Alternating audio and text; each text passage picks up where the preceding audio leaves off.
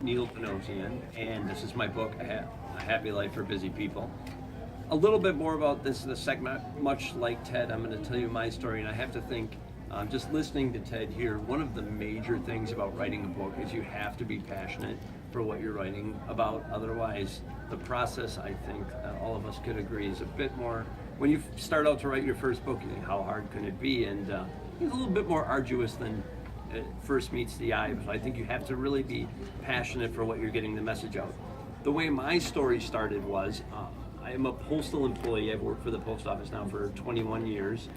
And at some point in time, I thought I was doing pretty good. I had a nice apartment going on, had a nice job, everything was going good. Worked for the post office for, I think, about 9-10 years at that point. And the boss called me into the office and they were telling me what a great job I did. I never called in sick, and they appreciated my hard work. And I was like, great, I'm gonna get a raise. And then they told me right before I left, they said, well, mail's going down, and so will your hours. You are going from the 45 a week you're used to down to 10. Thank you, have a nice day. And so I kind of went home, and when you start thinking about what's going wrong, and there was about a 15-minute ride from work to home. In that 15 minutes, you can kind of really get yourself worked up. So by the time that I got home, I was thinking, like, how am I going to pay the bills? How am I going to tell friends and family? Where's the money going to come from?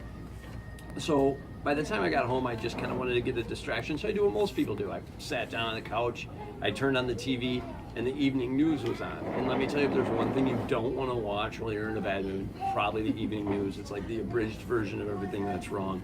So I was like, well, I can't do that. I'm gonna go out and go for a walk. On the way out, I checked the mail, and in it, ironically, if you've ever donated to some charity you believe in, suddenly they tell all their charitable friends like how charitable you are, and you start getting envelopes and envelopes. So here I am thinking, how am I gonna get my economic situation straightened out? And I had no less than 5 envelopes asking me for money in the mail.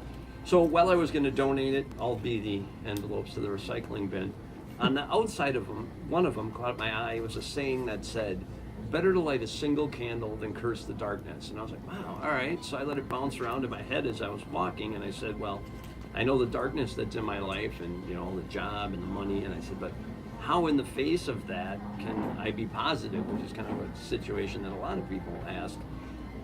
So I thought, well, I don't have a lot of money, but what I can do is go to the library and start looking at. I said, there's got to be an easy way to do it.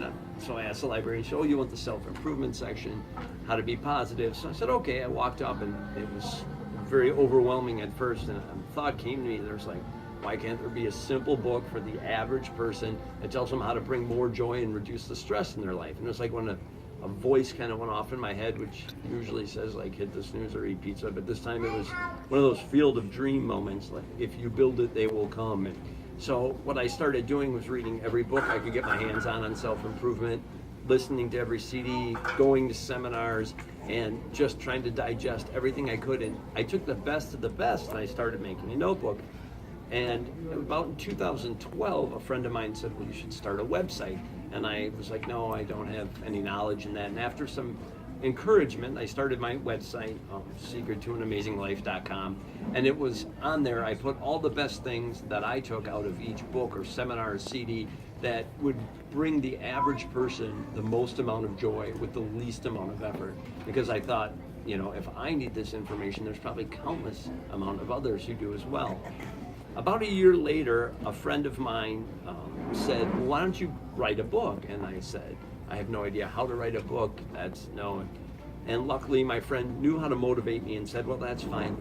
All the people who don't have the internet that could use your advice, they'll just continue to wait. And I was like, okay.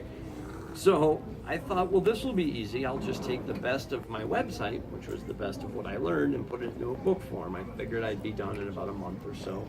About a year and a half later, I finished my book. I, much like Ted, went with CreateSpace, the Amazon company, and it's been a really rewarding process because rather than being able to, obviously you can't spend time to sit down and talk with everybody, have the luxury of doing that for an hour and a half and explain everything that I've learned.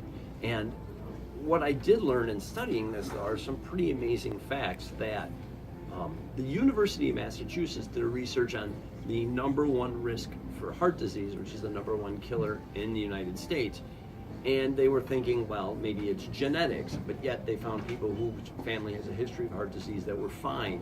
Then they thought, well, maybe it was these people have super high cholesterol, there's nothing they can do. Thank you. They also did research on that and found out that wasn't the case.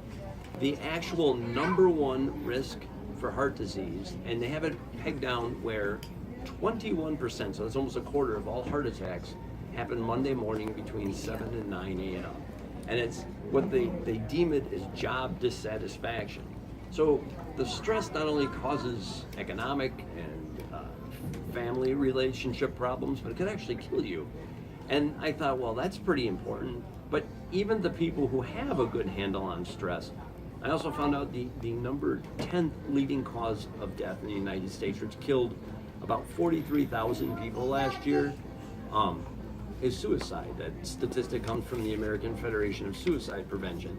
And the scary part is, for every suicide death, there's 25 attempts. So that means 1 million people a year attempt to kill themselves. So I'm hoping the tools in my book might not only save someone's life, but also the lives of people that they care about. So I've kind of been on a personal mission.